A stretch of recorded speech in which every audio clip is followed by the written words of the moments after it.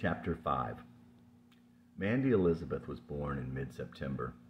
She had two older sisters, an older brother, and a younger brother. She never did well in school and had been in her siblings' shadows most of her young life. But there was more to Mandy Beth than met the eye. Mandy wanted to be an artist like her mother, but she didn't take the time and didn't seem to have the talent. One time, she would show Jessie some doodling on notebook paper. Little stylized symbols like a balloon chained to an anchor. She told Jessie, "This is all art is." He didn't say anything. Mandy was always a little in awe of and intimidated by her mother, and she was outshone by her brothers and sisters. She went to a Catholic school but did not get good grades. She had friends but was a bit of an outsider there. She had a bit of a hard time, and she never applied herself at the time. Her ACT score was 10. Mandy was a daddy's girl. He coached her team and even gave her a nickname that stuck. Later, when she was working at her father's company, she would tell Jessie, "He's going to give me the business." Jessie had a hard time believing that he would do that, or that she would be able to run a business. He felt like her family didn't respect her. He respected her, but to Jessie, respect wasn't earned or denied based on whether or not you could trust a business to someone. When she was little, she lived in Riverwood, where a girl Jessie had known long before had once lived. Riverwood was an old neighborhood of small, lower-middle-class houses built 20 or 30 years ago and anchored by the only public swimming pool in the area, known for its tremendous high dive. The other girl may have known Mandy's older sister and seen little Mandy from time to time, but that was not anything that Jessie ever wondered about. Mandy had no idea where Jessie was coming from or where he had been. That night he was just a tall, confident, easygoing guy behind the counter at the convenience store, the guy with the mischievous eyes and the quick smile. She never would know. Their first night alone together, they drank beer and drove Jessie's car to a school in Mandy's neighborhood. Mandy was first and last, a young girl with a crush. They drank and talked, and when this place proved to be a little too well lit, she showed Jessie to a woods near the highway. Mandy knew all the places a young girl could go with a date. The little thicket in between the interstate and the subdivision was dark, and the stars that could be seen through the early summer branches pretended not to notice them. It was there he first kissed her, and there the playful little girl bit his tongue. "Ouch!" "What?" "You bit my tongue." "Well, you shouldn't have put it in my mouth." And so went the conversation. Jessie could have brought up more serious topics, and maybe things would have turned out differently. But he didn't, and they didn't. Later, he would come to realize that maybe he liked things this way, and he should not have taken Mandy's childish ways for granted. Mandy basked in the sun of her 18th summer in the daytime, and quietly and patiently basked in Jessie's shadow through the night while he worked. He would rarely see her during the day, even later, and his third shift job did not give them much time to see each other when he was off work. Mandy was not even Jessie's first choice when he planned an expedition up Mystic Ridge and Cloud Canyon. But it was Mandy who ended up there with Jessie, along with Rick, Kenny, Rebecca, and 3 cases of beer. When the sun came up, only Jessie, Mandy, the sleeping bag, and a half case of beer remained. Rick was Jessie's best friend. At the time, Jessie sure didn't know him, though he thought he did. Rick graduated from St. Thomas and Western with goodish grades, and from what Jessie could tell, he had been a good athlete when he was a kid. He seemed in every way normal and in control. Jessie had only met Kenny a couple months before. He was one of the night people who would come up to the store regularly and hang out for hours in the middle of the night. Kenny was 20-something, lived with his mom in the apartment across the street from Quick Mart, had no job or car, and didn't seem to desire either. He had a younger brother but was not much of a role model. He didn't have any business being with Rebecca. Rebecca was 17 and had just graduated from high school. The first thing you'd notice about Rebecca was that she was kind of a fireplug, short and chubby. Her soft flesh was pale and somewhat freckled. She had small, pale blue eyes that she used the right amount of makeup on, a small mouth and a prominent chin. Rebecca also had a pronounced lisp and would get right up in your chest looking up at you. There was a craziness and hurt below the surface, but on the outside she seemed a little pushy and like she knew what she was doing. She had long, straight, but very full auburn hair that was her crowning glory. Cloud Canyon. There was a sort of excitement about the place. The road snaking through the dark forest was man's only intrusion into this wilderness, just a few minutes from the suburbs where Jesse and Mandy lived. The moon was full, and the road was a white stream that raced between the black. The tall trees watched ominously from high atop the dark hills. When they opened the car doors, the silence grew larger. Wow, this place is something else. Damn, it's so quiet out here. Jesse was often excited by life, and he was rarely at a loss to communicate his thoughts or take command of the situation. Maybe that was what so attracted Mandy to him. But this night, like most, began with Jesse talking to his friends and Mandy in the background. Whether or not she was shy or just didn't have much to say was not a question that plagued Jesse. He left her to fend herself socially. Mostly Mandy thought about Jesse, was excited to be near him, and she thought about what he must think about her. There came a time much later when Mandy began to feel that Jesse took her for granted, that he no longer paid any attention to her. But that was only half true. Later, it's true, he was to call her less frequently, but he never had really noticed her, at least not consciously.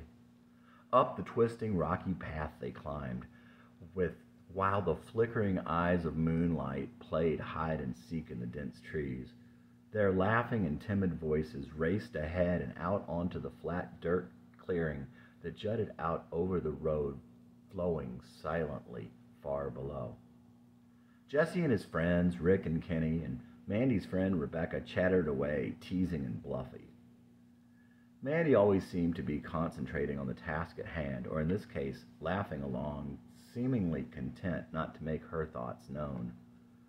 Coming to the top, Jesse skidded around the edges, glowing in the view of the valley below and the far-off ridges, dancing, embracing life and youth. Soon, Kenny and Rebecca were off down the road, doing what kids do best. While Jesse and Rick talked, Mandy took in the sounds and movements, watching Jesse, but not really thinking about what he was saying. No, Jesse didn't know Mandy, but neither would she know Jesse. She wasn't too in love, he not enough. Rick left to go get another sleeping bag, and when he returned, Jesse and Mandy were in theirs, leaving him alone not 10 feet away. Are you on the pill? Naked in the throes of passion, the question seemed appropriate to Jesse. Twice before he had asked a young girl this question, and twice before he retained his virginity. He was indeed 21 and still a virgin. Not that he hadn't had his chances, and not that Mandy was to believe him at this point. No, then we better not. Whether fear of pregnancy was Jesse's main reason for prolonging his virginity, not even he knew. I almost got pregnant once, Mandy whispered to Jesse with childlike innocence. Perhaps it was the fact that was a biological impossibility that caused Jesse to remember this statement later. But for Mandy, it was a full-fledged confession and showed her trust in Jesse. The others left around 3, Rick and Kenny promising to come back to pick them up in the morning. The sunrise found them alone, still rejoicing in their young bodies.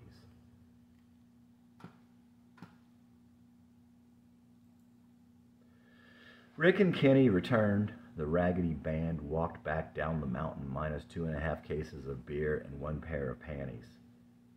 It was then that Mandy told them to let her off near a friend's house. I told my parents I was spending the night. The kind of thing that was so natural for this 17-year-old made Jesse wonder what he was getting into.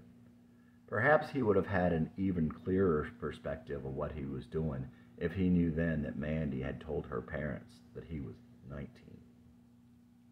Jesse and his friends would go up Mystic Ridge many times that summer. Jesse would sometimes sit on top of the mountain, on the side of the cliff, swinging his legs over the road below. Sober or wasted, didn't matter. The combination of naivety and wildness is what attracted people to Jesse. Very few times were Jesse and Mandy alone. Jesse grew to care about Mandy as a big brother cares about his precious little sister. Otherwise, his feelings toward Mandy were primarily physical. They spent one entire night driving around looking for friends because Jesse was bored. Mandy would have rather been alone with Jesse than anything else in the world, but she never complained, at least not to Jesse. Generally, when she did get to see Jesse, Mandy's friend Rebecca would accompany them, and it was Rebecca who listened to Mandy talk about Jesse. "I think I'm falling in love with this guy," she would tell her. Irony would rear its mischievous little head, and Rebecca would one day hear those same sentiments from Jesse. And when Mandy would lament that she never got to see him, and Rebecca saw Mandy stay home every day, waiting for him to call, this too would Rebecca later see from Jesse.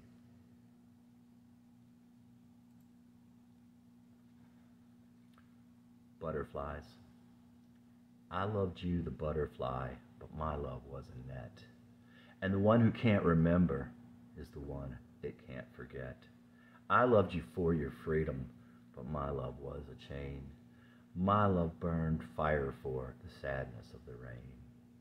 Sometimes love's a moth attracted to a flame. Sometimes you kill what you love the most and don't know who to blame. Sometimes love's a butterfly attracted to a net.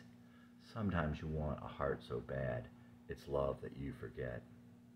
Nabokov collected butterflies, he couldn't just let them be. 'Cause every time we catch a butterfly, we kill what we love, lose what we need, and the body is all we see. So if a butterfly lights on your life, don't try to hold it down. Worship what God gave to you, a miracle on the ground. Jesse Dillon at 25. Jesse was always looking for companions to liven it up when he went out with Mandy. It wasn't that Mandy bored him, but it was that he didn't know what to do with just Mandy. After all, they never really did talk. It was usually Rebecca who tagged along. So one night, the three of them went out, and it was decided that beer was in order. And Jesse, one eye always out for a bargain, bought a case. By the time Rebecca was dropped off, the case was empty. Jesse and Mandy had had more than their share. They quietly went back to his room and lay down on his bed. This was the night he would lose his virginity. In the grand scheme of things, though, that was not to be the most important memory from that night. The moonlight shone in through his open window.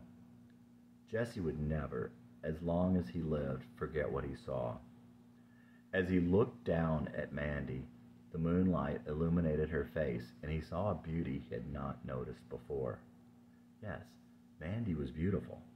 He looked into her big brown eyes and saw love for the first time in his life. Mandy was in love with him with all of her existence. At that time, Jesse was not ready for Mandy to be in love with him. He ran from her. But when the time came, he would always remember that night, that single glimpse in the moonlight. Dear God, was she beautiful. Chapter 6. One night, Mandy's family was having a party at their house. It was a big fun affair. The adults had friends over, and the kids had friends over, and everyone was drinking. My dad says he's just a big, dumb Polak. The song Close Enough to Perfect came on. That's my dad's song to my mom. Jesse always liked that song. He would often think about what Mandy had said about her parents. He would later think about that song when he would think about Mandy. Jesse would think how he wanted a relationship like Mandy's parents had, and it really bothered Jesse when he found out later that they had divorced. Jesse often wore a bandana around his head at this time. He still remembered the young girl at Middle Tennessee with the lover boy fixation telling him that he looked like Mike Reno, the singer and avid bandana wearer. One night, Jesse had to bring Mandy by her house for something. He wanted to sit in the car, but Mandy's father told Mandy to have him come in. Or maybe she just wanted him to come in. Anyway, Jesse was halfway through the door and realized he was wearing the bandana. In one motion, he yanked it off over his hair and stuffed the knot in his back pocket. Mandy's father intimidated Jesse. He didn't mean to, but Jesse didn't have a lot of men around. His father was pretty much the only thing he had to go on. Is that a tie? No. Or did he say, yeah, sort of? It didn't matter. It just figured that her dad would see it in his pocket and ask. Jesse never did understand about being curious over something so mundane as an article of clothing in a pocket. Sometime later, Mandy asked Jesse about the bandana. Why do you wear a bandana? A girl once told me that I looked like the lover boy guy. I always thought he was funny looking. Jesse didn't wear a bandana after that. Not in front of Mandy, anyway. One night they hung out at Mandy's house with Mandy's sister, Laura, and her boyfriend. Laura was a pretty blonde girl, definitely the girl next door, nice, smart, and competent. Jesse liked her, but certainly felt not in her league socially. Laura was always nice to Jesse and never made him feel uncomfortable, even though she was Jesse's age and well-adjusted. She could have thought, who is this creep going out with my baby sister? But if she did, she never let on to Jesse. Jesse positioned his head under Mandy's hand. No head massages, she laughed. But it was too late. They were watching the MTV Music Awards. Laura would sing, "What's Love?" And Mandy would sing along, "Oh, what's love got to do with it? What's love got to do with it?" Jesse liked being there with Mandy at her house. Mandy knew all the places in town to go and make out. Once they went to an alley by Our Lady of Mercy. Laying there on the ground, Jesse lost his billfold, and they had to go back and get it the next day. Another time, he lost his billfold lying on the old bridge at Cloud Canyon, the one that was used before they put the new one in, falling down but not removed. It was nice there, if a bit rocky. He came back later, but never did find it. Sometimes they would go to Catawba Park. Catawba Park was full of Olmsted bridges and various sections for kite flying, frisbee throwing in the sun, picnics on the hill, fountains, gays, runners, walkers, sunbathers, bicyclists, people with books, people with dogs, people with beer. On a nice day, the park was all things to all people. One time they went with Rebecca and some guy named Ron. Ron didn't say much. He and Rebecca stayed by the car while Jesse and Mandy made out on a footbridge hidden between the trees. Rebecca would later tell Jesse that Mandy was mad at her when they first met the other guy. Rebecca and Mandy had met Ron and another guy one night. Ron was the one that Mandy wanted, but he ended up with Rebecca. There were other guys, but Jesse didn't know. Not that he would have cared at the time. It was the best of times to be an irresponsible 22-year-old. One morning, Jesse and his crazy friend Paul got a couple of Foster's oil cans at 6 a.m. when Jesse got off work. Paul must have been a youngest child who always did what he wanted. Not really smart, but he knew what he wanted.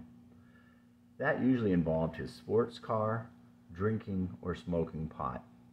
Jesse couldn't imagine Paul with a girlfriend, but was sure he took what he found. They walked over to Rick's house and threw rocks at his screen for a few minutes. Failing to rouse him, they sat on his front porch smoking a doobie as they killed the big beers. They spread the empty beer cans, roaches, brown paper bags. He'd often chuckle as he remembered the bags, and used matches all over Rick's front porch, making as big of a mess as possible. Rick's dad made him clean it up. Rick thought it must have been a bum. Jesse asked him later why he would not have thought it was Jesse and Paul. He said at that point he didn't think that Jesse would do such a thing. Another time, Jesse went to Knoxville with two rugby-playing friends. They were both at least 6'5" and 240. Jesse tried to drink and eat with them. That didn't go well.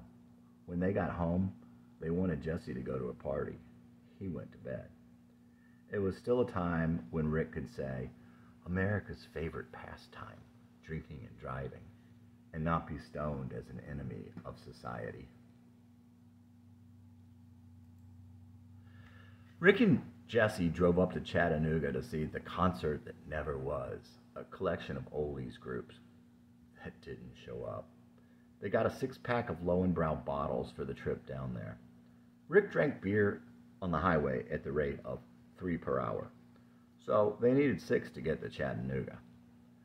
After that, it got a little ominous. They stopped in a liquor store in Chattanooga, and Jesse was eyeing the Mickey's quarts. Not the Mickeys. Mickeys, big mouths. Not the Mickeys. They got the Mickeys. When they got to the stadium, there were almost no cars. There was a piece of paper on the door. They chugged the rest of the Mickeys, and Jesse went up to see what was going on. The show had been canceled. Jesse and Rick went to a bar and drank bourbon and shooters and nasty watermelon crap and listened to Hank Williams on the jukebox with some local girls. Rick drove back. Jesse threw up all down the side of Rick's car as they crossed the I-24 bridge across the river. Another friend of Jesse's from the convenience store was Adam. He was something of a drunk and a stoner who was living at home with his parents. Adam had been in Jesse's class at Moordale, but they hadn't known each other. Jesse figured Adam was probably pretty popular in high school. He had acne, but the girls didn't mind. Not real tall, kind of muscular with dark, wavy hair. He was laid back, but didn't have a whole lot of personality. Jesse thought it was doubtful you could really trust him. Somehow, some of the names of the girls that Jesse had recently gone out with came up. Adam seemed to know all of them. She's crippled, he said about one of them, clearly not thinking that Jesse should date someone who walked with a cane. Laura's little sister? He asked about Mandy. Adam was thinking back when he knew her as a little kid. In any event, Jesse didn't bring it up again. In the normal course of events, a 22-year-old shouldn't be going out with a girl about to turn 18. But Jesse wasn't a normal 22-year-old. Jesse and Mandy only had sex once, but of course, once can be enough. At least that's what they'd tell you in sex ed classes. Jesse was worried that she would get pregnant. In those days before the death sentence of AIDS, that would be the life sentence from unprotected sex. Mandy called Jesse and said she hadn't had her period. Jesse asked her what she wanted to do. He decided he would marry her if she was going to have a baby. Later, he wouldn't be able to recall if he had told her that. It was only a day or two later that the crisis was over, but there was a lot of doubt and guilt in Jesse's mind as it was, and that false alarm only added to the weight. Later that summer, Jesse and Rick planned to go to an outdoor concert downtown. When at the last minute Rick couldn't go, Jesse called Mandy. The 60s band, the Grassroots, played out under a warm, sunny blue sky. Jesse and Mandy talked little before, during, or after the show, but he held her hand, and just for that one happy day, it was as clear as the cloudless mid-July Nashville sky that Jesse and Mandy belonged together. He even thought to himself while driving home that maybe he was wrong thinking that he shouldn't be going out with Mandy. But Jesse always did expect too much too soon. Perhaps it was the too much physical happening before the too much but he expected that was their undoing. His feeling that the relationship was wrong and that he would hurt Mandy grew even stronger as the summer progressed. Jesse would always remember telling his brother how he felt, and how his brother replied, "Feelings change."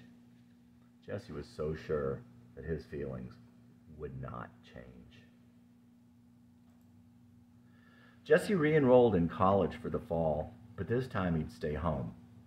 Aquinas was a pretty Catholic college in Nashville, sitting on a hill. It was built on a hill in the 50s. At the time Jesse enrolled, there were maybe 1,500 students. You could know pretty much everyone if you wanted to. It was surprising how many of the students already knew each other. It seemed much like a continuation of high school to the parochial school kids who went there after graduation. Jesse decided that he wouldn't be able to work the graveyard shift and go to school. He started looking for a job to replace his job at Quick Mart.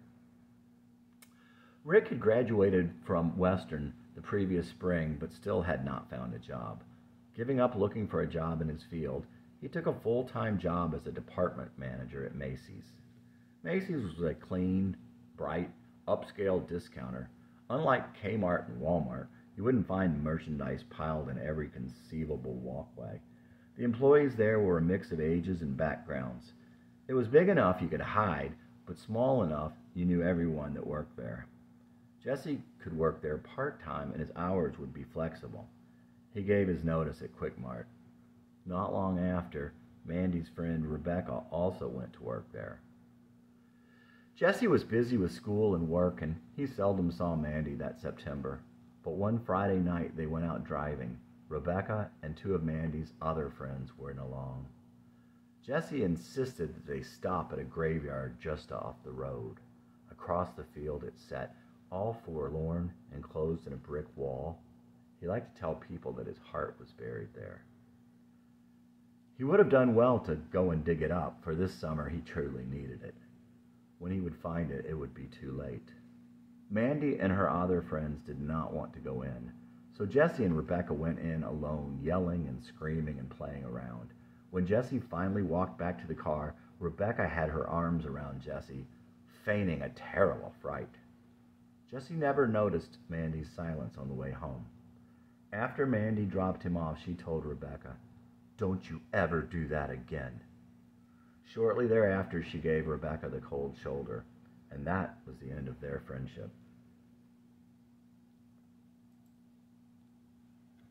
Graveyard. Out across an open field, distance a lake of green revealed, a brick and ivy wall.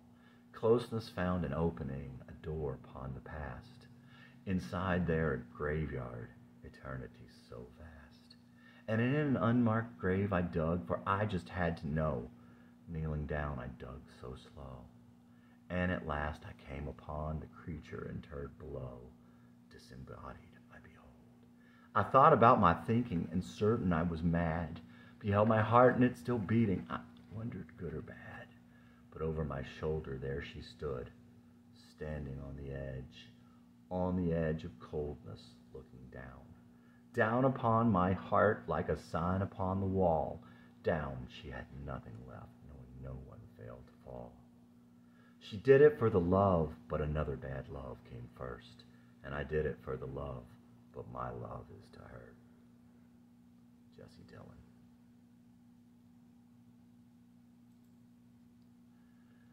Now I know it's second nature with the girl to flirt. And I know it's just my nature to find a way to get hurt. If it wasn't for that other love, she might be here today. And if it weren't my will to hurt, I might have let her stay. Jesse Dillon at 22 in February. Mandy was so young and fragile in spite of herself, and her voice was so soft and unassuming, a child's voice, and not so high. Jesse, Mandy began, but Jesse didn't let her finish. He knew this was coming. We really shouldn't get serious, Jesse interjected in a casual manner. He feigned ignorance of what she might say to save her embarrassment.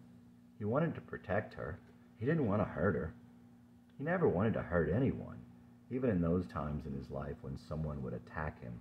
If he hurt them when he launched a singing personal attack, he would be very sorry and apologize. Of course, he never wanted to get involved in their problems either, even if by all rights they should have been his problems too. If she didn't say it, it wouldn't be so for him and maybe even for her. He knew this was coming, but he never let her say it, so it never really did come. So years later, he would not even have that, nor perhaps did she ever even have that. I was thinking about a woman who might have loved me, but I never knew. Randy Meisner, Don Henley, Glenn Fry, Take It to the Limit, 1975. I mean, we could never be married. Jesse didn't mean to be cruel, but he went on. We're not really right for each other, like to live our lives together. Jesse thought he knew everything, not in an auspicious, sacrilegious, or arrogant manner, just matter-of-factly, and he thought his logic convinced everyone else. But of course, he didn't, and it didn't, but he was too young to understand. This was one of their few serious conversations, and it was so hard on the young girl's heart. "Can I say you're my boyfriend?" Mandy asked softly, so pitiful a question it even touched Jesse at the time. Later he would suffer greatly over these words, as he let these words echo over and over again out of space and out of time. He would feel her pain as if it were him speaking those words, and he'd somehow simultaneously feel the pain of the guilt of being the one who was hearing them. Magnanimously, Jesse said she could, but the way he said it, it was obvious that he did not consider Mandy his girlfriend. Sometime around then, Jesse was driving his mother somewhere. As he pulled the little Toyota out, a car came flying up over the hill behind them. The little diesel didn't have the acceleration to get out of the way, so the other driver raced up to them and got right on their bumper. Jesse hit his brakes. The other driver passed him and did the same.